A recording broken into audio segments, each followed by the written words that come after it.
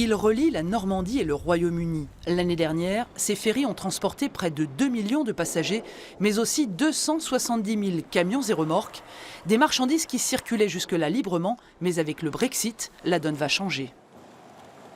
Il y aura arrêt des camions, formalité administrative douanière tant à l'import qu'à l'export et perception de la TVA au passage de la frontière applicable en France. Donc potentiellement ralentissement des échanges, or l'enjeu économique est majeur pour la Normandie.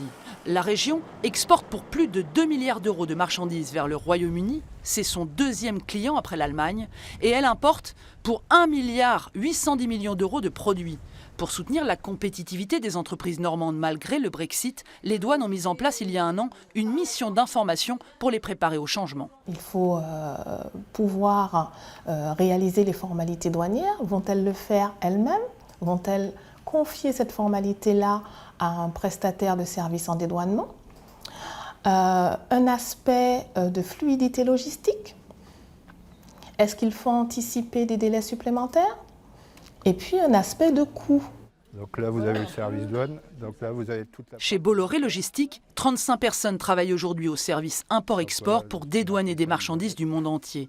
Une expertise que le groupe compte utiliser.